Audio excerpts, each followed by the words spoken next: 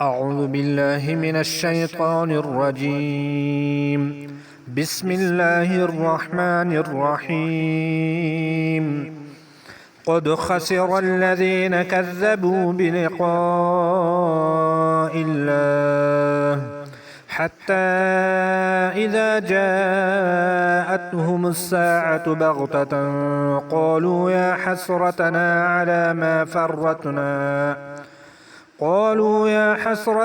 على ما فرطنا فيها وهم يحملون أوزارهم على ظهورهم ألا ساء ما يزرون.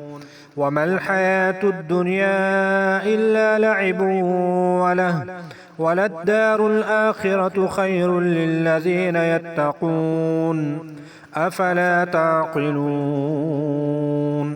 قد نعلم إنه ليحزنك الذي يقولون فإنهم لا يكذبونك ولكن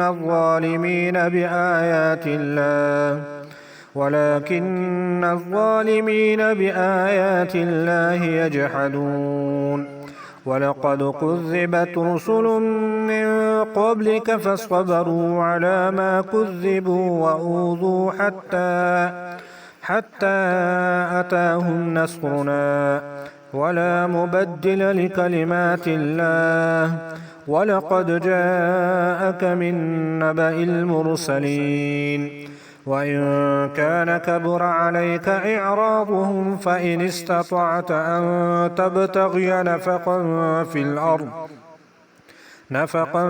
في الأرض أو سلما في السماء فتأتيهم بآية ولو شاء الله لجمعهم على الهدى فلا تكونن من الجاهلين.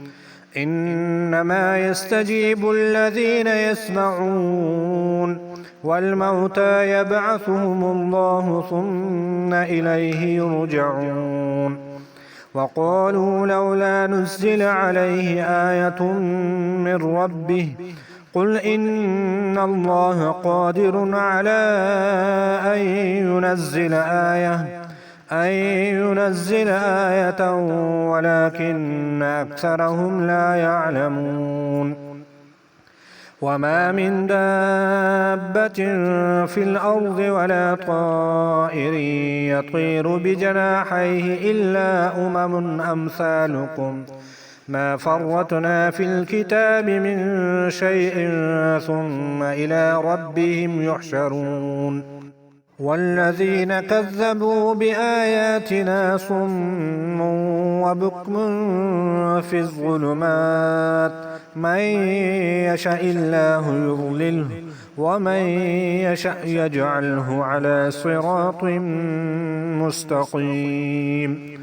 قل أرأيتكم إن أتاكم عذاب الله أو أتتكم الساعة أغير الله تدعون إن كنتم صادقين. بل إياه تدعون فيكشف ما تدعون إليه إن شاء وتنسون ما تشركون.